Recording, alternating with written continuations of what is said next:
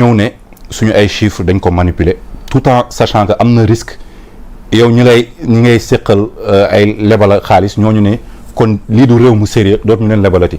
donc soo jëlee risque boobu c'est parce que xam nga ne li ngay wax mooy dëgg.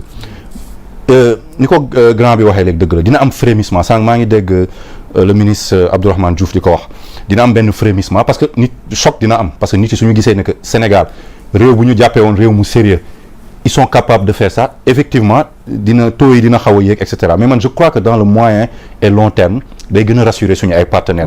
parce que dañ xam ne que gouvernement bu bees bi ci transparence lañ nekk. te ils vont respecter directive UEMOA ils vont respecter toutes les lois et règlements qui régissent la transparence dans la gestion des finances publiques donc loolu day yokk confiance bi te man maa la ko wax mën nga ma jël au mot dans quelque temps dans quelques semaines dans quelques mois. le fait de publier ça du am benn risque. amul risque li doon risque ci Sénégal mooy ñu continuer di falsifier suñu ay chiffres.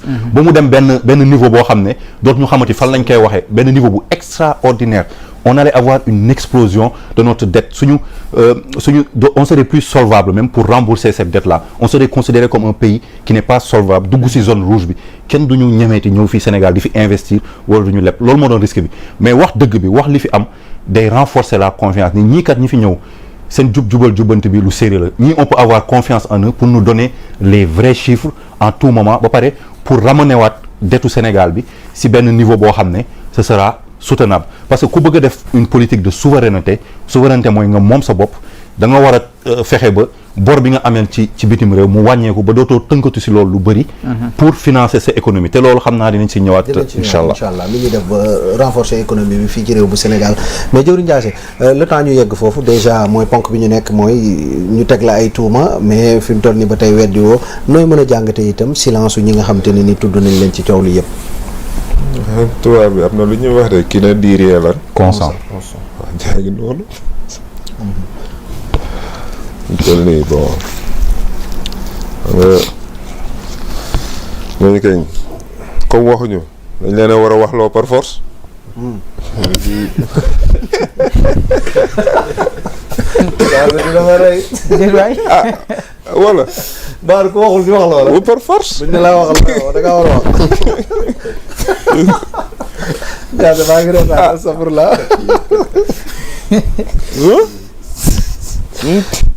loolu mooy wax ji parce que procureur comme ni ko monsieur Mbaye waxee le juriste comme gars yi waxuñu defuñ benn kii na leen gars yi wooluñ ñoo leen laaj leen yéen lii ñu leen wax lu ngeen ci xam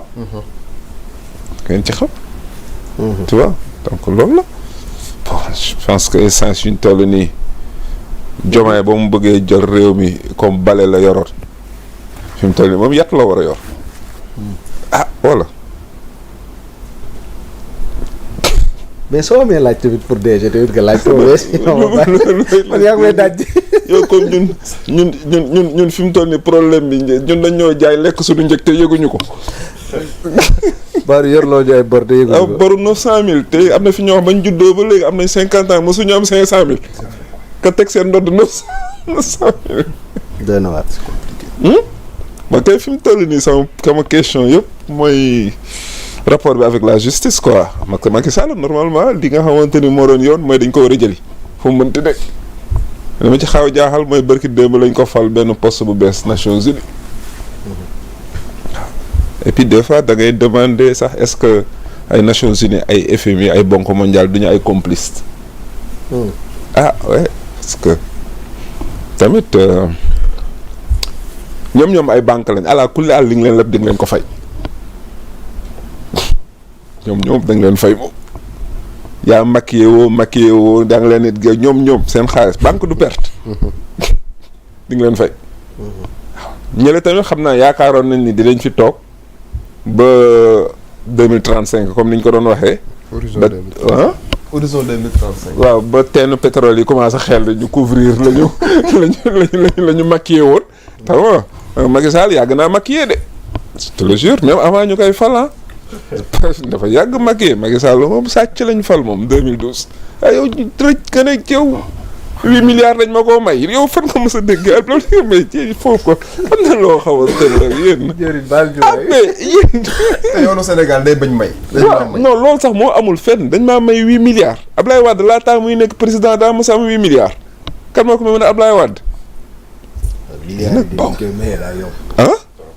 8 milliards yow moom 800 000. déjà ba gars yi duñ ñëw sa bureau di la may milliards.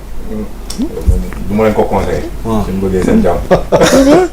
non je te le jure xam nga Sénégal dafa neex quoi Sénégal. mais bor bi nu mu yaatoo. bor bi fu mu toll. man je pense man ça a toujours été mon point de vue. gëstuwaat man je disais tout le temps que ni ñi ngi leb dëkk bu nekk day leb. ne waxuñu ne leb dafa bon. mais loolu leb lan lay jariñ. parce que su ma jëlee suma xaalis yóbbu ko su ma jëlee sama projet yóbbu ko la première chose fi may dem wuti xaalis dañuy xool ndax le projet est bancable. la rentabilité. voilà la rentabilité du projet et man je pense que on a mis beaucoup de billets. si ay projets yoo xam ne du mën a baaxuñu. parce que ñi ngi koy jariñoo. jëlal la terre ñu ngi koy jariñoo. jëlal la berté ñu ngi koy jariñoo. li koy jël par jour comme le berté si askan mi bari na. mais je dis encore une fois. on ne peut pas. man je dis que li ñu war a auditer xool ko mooy les montants avancés. et la nature des contrats. tout à fait yi nga xam ne signé nañ ko si projet yooyu. parce que quand même peut-être ñuy werante 700 ñi naan 1000 milliards dans le cadre du train express régional pour 35 kilomètres avenant bi lan moo fa nekk ak yu demee noonu man foofu mooy loolu mooy son problème. je n'ai pas de problème avec les projets parce que les projets sont parce que tey bu ñu ko yaatalee mu wër Sénégal. effectivement dina am njariñ mais boo defee comparaison bi avec. moins que ça par rapport à d'autres pays. comme le Maroc yoo xam ne centaine de kilomètres ngay dégg ak montagne ñu fay dégg mais je dis attends ñun Sénégal c'est quoi le problème lan mooy suñu problème tey booy xool bor bi booy xool tey du wër lan la ñu dugal en termes d'industrialisation c'est là où nous avons fauté par rapport à une valorisation des chaînes de valeur.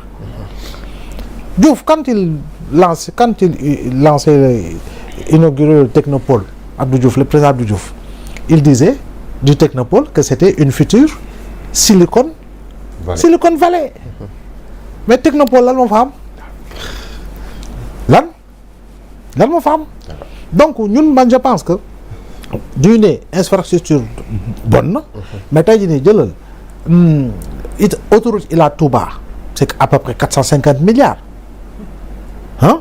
mais tey jii ñoo koy fay ñaata sur ñoom ñoo koy exploité sur pratiquement avenant bi la pratiquement 25 ans nga koy doog moom boobu xëy na boobu fekk ay nid de charbon nga fay fekk ak yeneen donc man je pense que man sama problème yëpp ma doon gis nga jibi li nga xam ne mooy secteur secondaire bi nga xam ne daa nga nekk dañ ko marginaliser gerte gaa ngi nii gerte gi rek lu ñuy annoncé si DG 1,4 million tonnes la ñuy wax toujours ma fàttali ko demal si maire caaf nga yor fukki dërëm ndax di nga yëy caaf non amul caaf fukki dërëm amul waaye dëkk bu am 1,4 million tonnes war ngay dox di for gerte si mbedd bi doon njaareem nga muy gën a bëri. voilà léegi moo tax ma ne la yëpp yu ñu war a gëstu la si li nga xam mooy. ñenn ñi li ñu doon yàgg soupçonné mun na nekk je ne dis pas que c'est vrai ou c'est pas vrai mais 200 000 tonnes le Sonacos jël à peu près 79 000 tonnes à peu près pour les exportations les deux autres huileries jëluñu plus que la Sonacos. mais ana lu si des chaque jour moo ko xanaa dañ ko tigga dege. yow looy ndekkee ngalax añee maafe réeree nëtëri bu fekkee ndax tege dégg bu bari donc voilà donc man sens boobu laay waxee toujours si li nga xam mooy opportunité d'investissement yi les opportunités d'investissement parce que foofu la am solo moo tax ce régime là ñoom en réalité foofu la leen gars yi di xaaree. mais est-ce que loolu dégg naa ñu ne les grands kii financiers là ñoom dañuy pratiquement dafa mel ni dañ lay jox xaalis boo xamante ni fi nga koy def ñoom xaalis bi ci ñoom lay jël si mais du dem ci population bi quoi. dañ lay conditionné quoi. wàllu risque bi. bon Sénégalais bi toogteel bëgg naa xam ban njeexital lay am ci dundin mooy cher te njëg yi ñoom i seen. waaw moom laa lay wax noonu si moo tax si marché mondial bi ak yu demee noonu am na forcément day am ay répercussions man j'ai toujours dit que ce ne sont pas les institutions de Bretton Woods qui viennent de développer notre pays. J'ai toujours dit que ce ne sont pas les partenaires techniques là qui viennent de développer le Sénégal parce qu'ils sont là depuis notre accession à la souveraineté internationale. Pendant 64 ans, quand on ne peut pas atteindre un certain niveau de développement te ñooñu ñëpp ba tey ñu ngi fi mënu leen dàq parce que da nga leen soxla waaye nag professeur Samir Amin li ma doon wax mooy am moo dëgg tu sais professeur Samir Amin da doon wax toujours que ni na leen Chine gënal waxin la na leen Chine gënal si modèle de développement d'abord si modèle d'adaptation yaa ngi gis et de développement des chaînes de valeur mais si modèle bi nga xam ne moom day ñëw ne la lan nga bëgg alors que kay day ñëw pare am na ku lay imposer fi nga xam ne fa nga war a dugal koppar ñu lay labar donc tout ça pour man c'est assez problématique. kon bu may ñëw ci mesure yi Papa Ahmadou Mbaye nga baal ma wala dafa mel ni da nga bëgg a réagir. waaw bon li ma bëggoon rebondir rek en 30 secondes. c'est que mooy débat bi moo intéressant à ce point. parce que man dama jàpp waaw bi kay daa metti. non dafa moo intéressant parce que point bi ñu nekk nii dafa am solo. xam nga jibi li ñu nekk nii yëpp situation bi yëpp. ci ku am bët di xool. da ngay xam ni Macky Sall moo ko créé ci propre volonté am. ci naka. parce que président Macky Sall bi mu xamee ni nguur gi rëcc na ko. si la commencé di saboter. rien que pour mettre ñii di ñëw ci situation bu inconfortable. tu as vu. ci la commencé di jël bigam booba. moo taxoon ñu tuddee ko woyof woyof signature. di jël ay décret. di yokk ay doo dem fu gën a sori depuis après élection. yow moom yaa ma gën a dégg wala. depuis après élection 2019 yi. depuis après élection 2019 yi boo gisee. xeetu gouvernement bi mu teg. ak xeetu député yu mu yóbbu assemblée. yooyu yëpp c'était pour préparer pour 2024. non xam nga même au-delà de loolu Ndiassé. man ca si chiffres yi laa gën a focaliser wu. Macky dafa sabotage boo xamante ni dafa Sénégalais yi dañ ko gis dañ ci teg seen bët. loolu yëpp nag mi ngi ko def bi mu xamee ne nguur gi rëcc na ko en réalité. ci la commencé di def lu ko neex. non parce que li mu bëggoon en réalité mooy après son départ nit ñi continuer di wax ci moom. moo tax mu créer situation bi nga xam ñii bu ñu fi ñëwee à chaque fois dañ naan li Macky Sall def. turam di gën a mën a des ci espace politique bi. loolu la bëggoon en réalité gis nga par rapport ak li nga wax njeexital li mais jibi gis nga ñii fi ne actuellement nii waxuma ko pour dara mais billaahi laa la waalal ay jàmbaar lañ. parce que ni ñu fekkee réew mi buñ dul woon ay jàmbaar dëgg li ñu jot a def duñ ko mën a def.